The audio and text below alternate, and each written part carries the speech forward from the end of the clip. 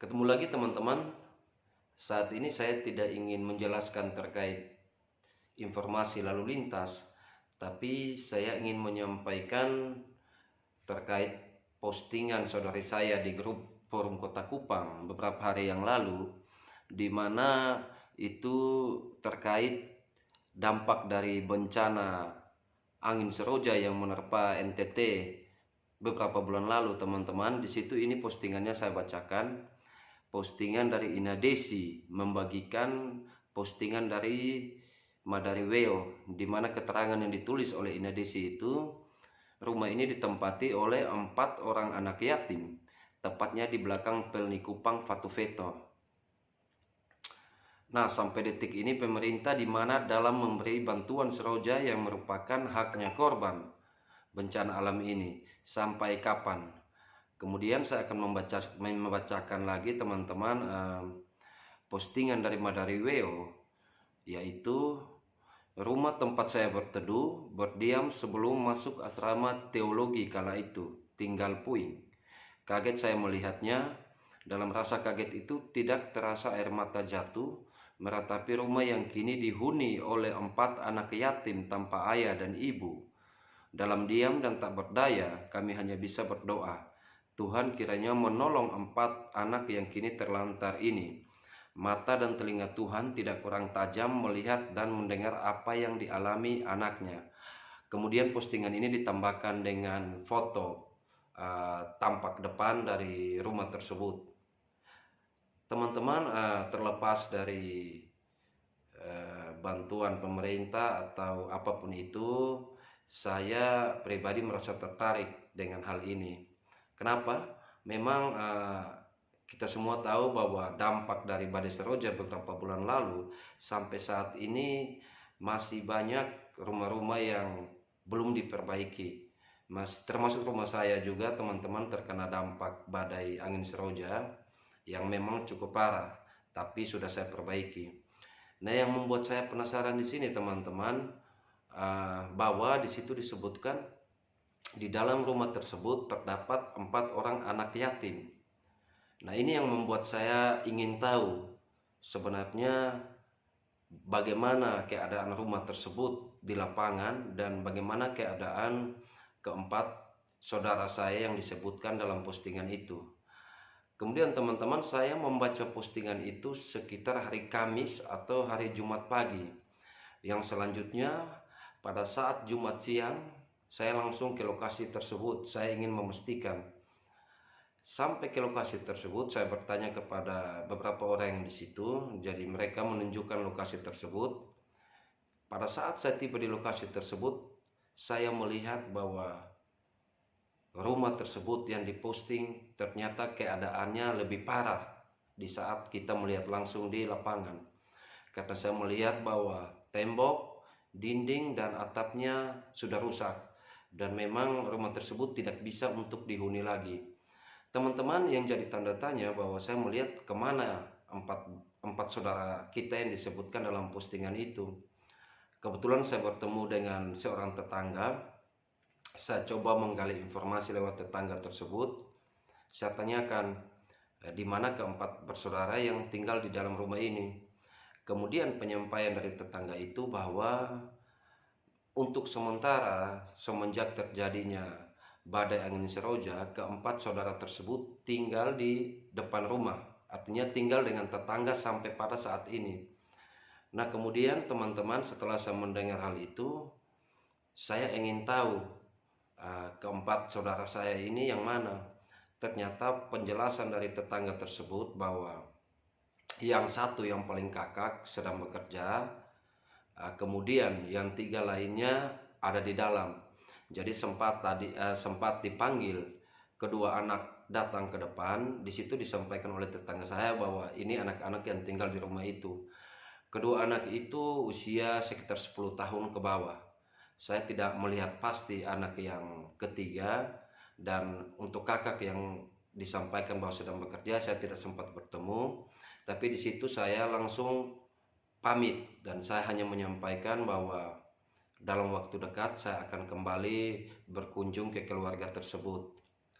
Teman-teman, yang ingin saya sampaikan bahwa saya membuat channel YouTube ini bukan untuk apa-apa, tapi saya punya tujuan. Mungkin dengan channel YouTube ini teman-teman di luar sana yang menonton tersentuh hatinya dan mungkin mau membantu meringankan beban keluarga tersebut. Saya sangat bersyukur dan apresiasi. Kemudian teman-teman, memang dalam postingan teman saya di grup forum Kota Kupang tersebut, saya sempat komen. Di situ disampaikan bahwa Pak, kalau Pak mau bantu, nanti tolong difoto, sehingga membuktikan bahwa benar-benar Pak membantu. Artinya bahwa teman-teman, saya di sini tidak membantu apa-apa, tapi memang niat hatinya saya ingin sedikit meringankan beban dari keluarga tersebut.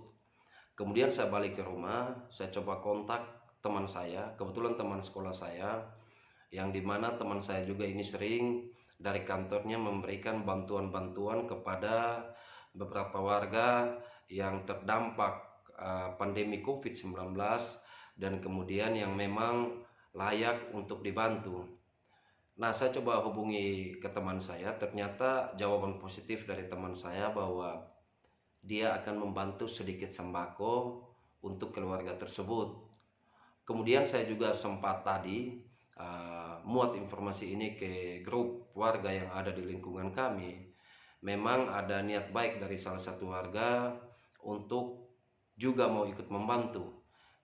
Beliau akan memberikan sedikit material untuk bahan bangunan yang memang rencananya besok akan kami bawakan ke keluarga tersebut. Teman-teman, bahwa bantuan dari saya dan saudara yang lain memang hanya sedikit, tapi kami berharap bahwa ada bantuan-bantuan lain yang akan meringankan beban keluarga tersebut, karena secara hati nurani kita melihat bahwa keluarga tersebut layak untuk dibantu. Walaupun apa yang kita beri cuma sedikit, tapi setidaknya bisa meringankan beban mereka. Ini kondisi rumah yang disampaikan, memang kondisinya sudah tidak layak dihuni karena sudah rusak berat.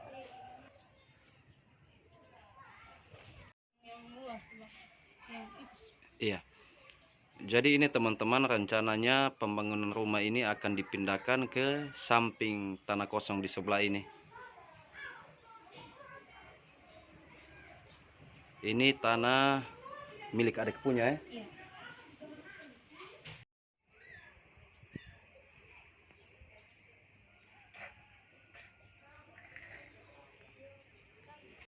Mama Marta Kopong. Ya.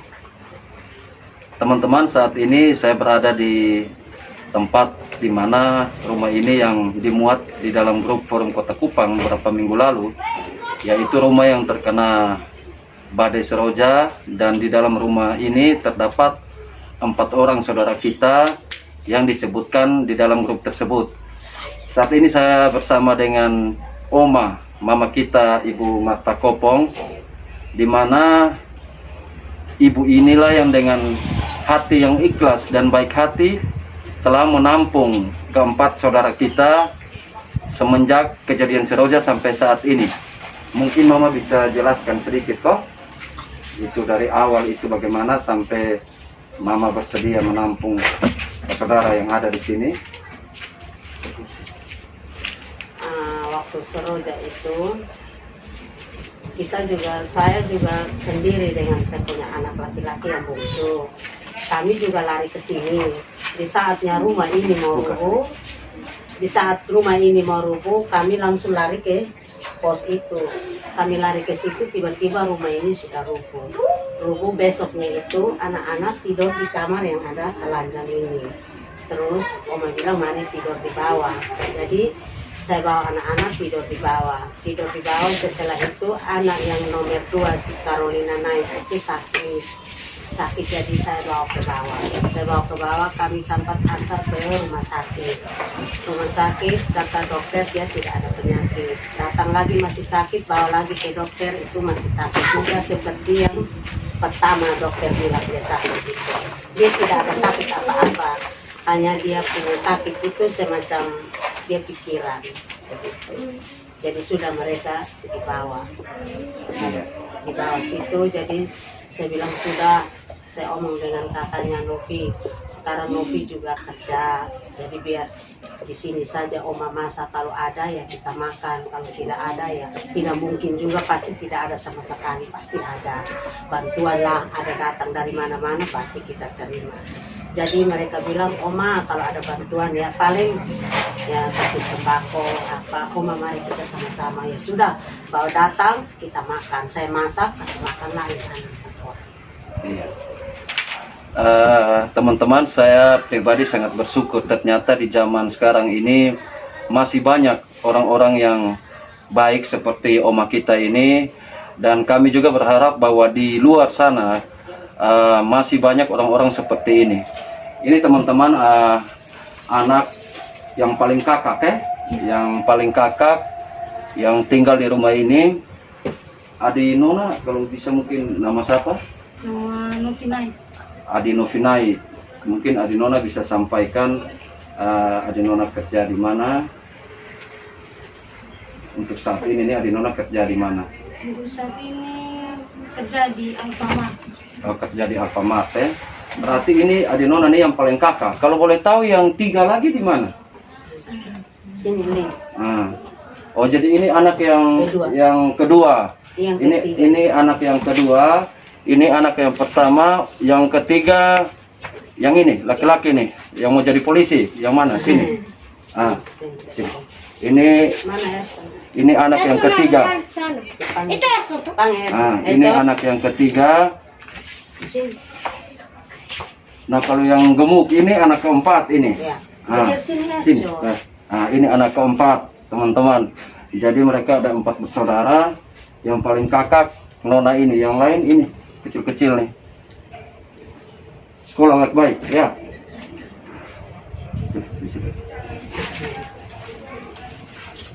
Jadi Mama, terkait rumah ini mungkin beta bisa tanya, kemungkinan teman-teman informasi yang beta dapat dari Mama, rumah ini nanti rencananya mau dibangun di sebelahnya lagi, berhubung jalan masuk ini, atau coba Mama jelaskan sedikit.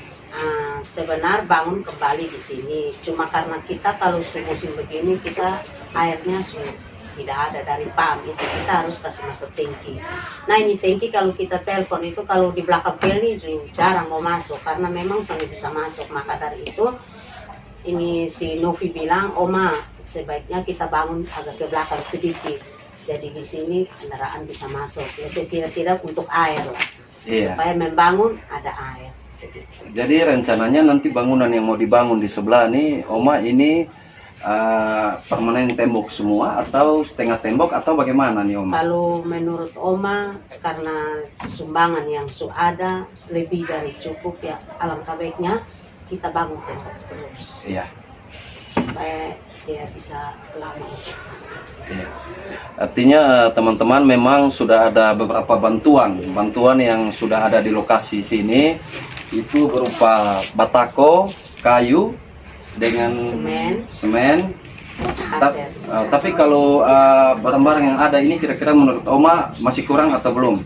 Kalau menurut Oma masih kurang karena bangun dari bawah lagi toh Om. Jadi Oma minta ada batu karang untuk kanderenya, terus ada besinya, terus poseng. Artinya bahwa bahan bangunan yang kurang ini dari Oma itu batu karang, kemudian besi, kemudian koseng kayu ini, koseng kayu. Untuk seng mungkin sebagian masih bisa digunakan. Oh, seng sudah ada teman-teman. Jadi yang kurang cuma besi, kayu untuk koseng dan batu.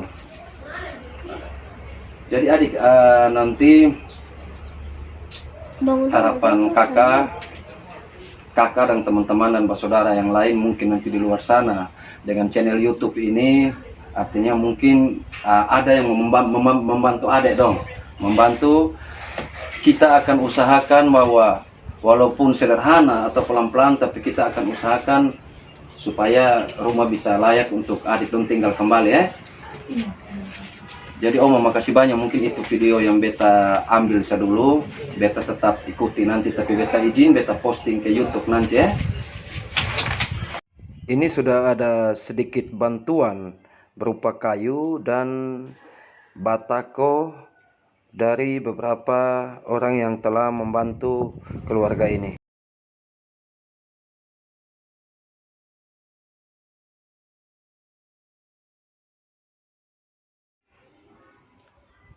Teman-teman, saat ini kita akan mengambil sebagian semen ini untuk dibawakan kepada keluarga yang tadi disampaikan. Kemudian juga ini ada sebagian sumbangan dari teman-teman di lingkungan saya berupa batako yang juga akan dibawakan ke keluarga yang tadi sudah kami kunjungi. Selanjutnya teman-teman, ini ada sembako. Sembako ini diberikan oleh PT Dinamika Motor Honda Kupang melalui teman saya, dan kemudian ini akan kami bawa juga ke lokasi keempat adik kita.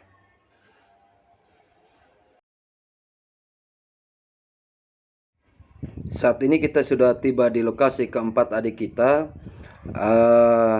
Kemudian penyerahan sembako yang diberikan oleh PT Dinamika Motor Honda Kupang berupa telur, beras, gula, kopi, teh, dan ada sedikit lagi sembako lainnya. Semoga PT Dinamika Kupang tetap jaya, tetap maju, dan kemudian sembako ini langsung diserahkan kepada keempat adik kita. Yang baju hitam itu anak yang pertama, yang baju putih anak yang kedua, langsung menerima sembako tersebut. Semoga sembako tersebut sedikit membantu keempat adik kita. Selanjutnya penyerahan semen, di mana semen ini disimpan di lokasi sebelah rumah dari keempat adik kita, karena lokasi ini menurut adik-adik bisa dipakai dulu untuk menyimpan material sehingga tidak terkena hujan atau rusak.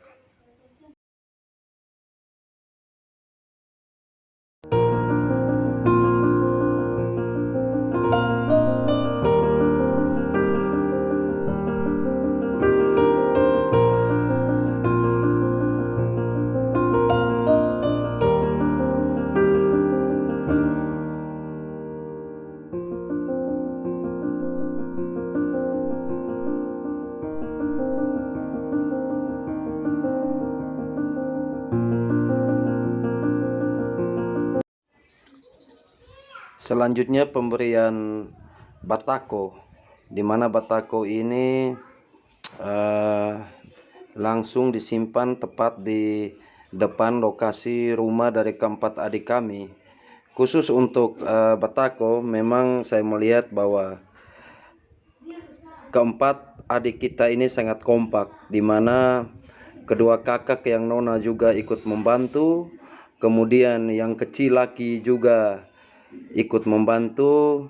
Semoga bantuan-bantuan ini bukan habis sampai di sini, tapi teman-teman di luar sana yang menonton YouTube ini juga bisa memberikan sedikit bantuan kepada mereka, sebab memang masih banyak kekurangan baik dari tukang ataupun beberapa bahan bangunan yang belum bisa melengkapi untuk pembuatan rumah yang layak huni kepada keempat adik kami.